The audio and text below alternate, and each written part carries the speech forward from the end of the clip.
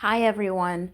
I will not introduce myself because, this is a secret YouTube channel that I made because on my regular channel, I can't talk about what I want to talk about anymore because I've gained a lot of new subscribers and they don't really understand the videos I was making previously. So I thought, I'm going to make a new channel.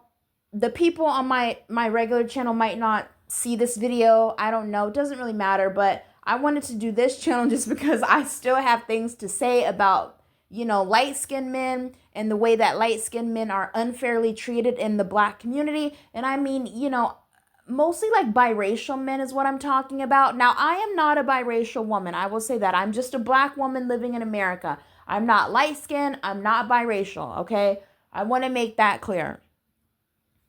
So when I say light skinned men, I'm mostly talking about biracial light skinned men, but I'm now understanding that in the black community, some people don't associate light skin with biracial people anymore. I still do.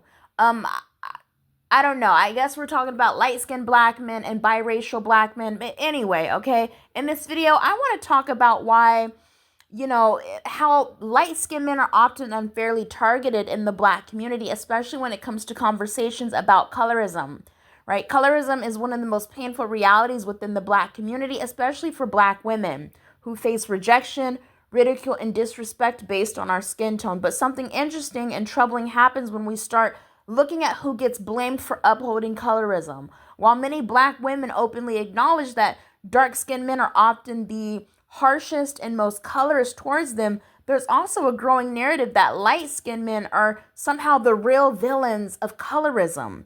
And that shift, I believe, is less about truth and more about projection, right? With light-skinned men being positioned as the fall guys in this dynamic.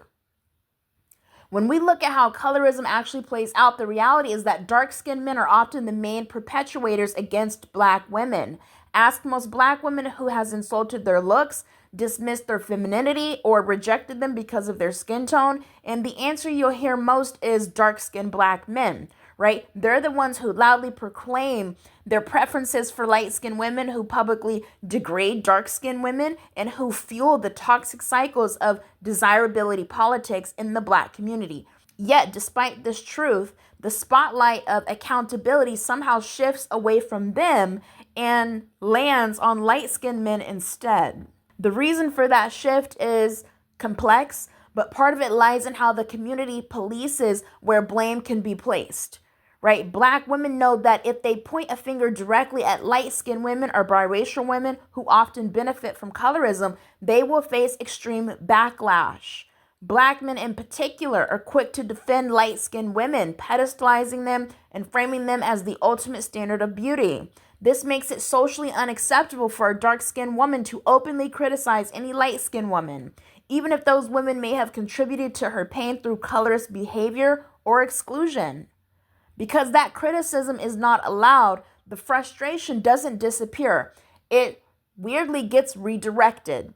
And where does it get redirected? Usually it's to light-skinned men, right? Light-skinned men become the safe target. They are the group black women feel that they can call out without facing much resistance from the community. Saying light-skinned men is the most colorist, it feels like a socially acceptable compromise. It's a way of venting frustration about colorism without triggering the fierce protection that black men have extended towards light-skinned women. But this doesn't mean it's fair or even accurate. Instead, it makes light-skinned men the scapegoats, absorbing blame that doesn't truly belong to them. This is where the contradictions in how we talk about colorism start to show. On one hand, black women know that the deepest wounds they have experienced in this area have come from dark-skinned men. On the other hand, they claim that light-skinned men are the worst offenders. That contradiction exposes what's really going on beneath the surface. It's not about light-skinned men being uniquely colorist, but about the community dynamics that determine who is safe to hold accountable and who isn't. What we're really looking at is unresolved pain that gets misdirected. Black women have endured years of colorism, whether it's from men ignoring them, insulting their features, or treating them as less worthy, and that often carries deep scars. Those scars deserve acknowledgement, healing, and justice, right? But instead of confronting the true sources of Black women's pain or calling out maybe light-skinned women directly, that anger, it gets landed on light-skinned men. In many cases, these men aren't even perpetuating colorism at the same scale, right? But they end up as punching bags because they're easier to criticize without backlash. Now, of course, we know there are some light-skinned men in the Black community who are colorist, right? We understand that. But what we don't get is why you ask a Black woman who is the most colorist towards her, oftentimes she'll say dark-skinned men, right? And then you might ask her, do you even date light-skinned men? No, I don't date light-skinned. I'm not attracted to light-skinned men. So how are they being colorist towards you, right? That's where the confusion is. Right? This matters because it clouds the real conversation. When light-skinned men are framed as the biggest problem, it lets dark-skinned men off the hook for their role in perpetuating colorism. It distracts from the fact that Black men across the board uphold these toxic beauty standards. And it prevents honest conversations about accountability. It also unfairly stigmatizes light-skinned men, painting them as villains when many are just trying to exist within a system that they didn't create. At the end of the day, colorism is obviously a deeply ingrained system that harms everyone in different ways, but Black women have borne the heaviest weight of it. So the frustration is valid, the pain is real, but misdirecting that pain onto light-skinned men doesn't solve anything. It doesn't make sense. It just creates another cycle of division and blame within the Black community.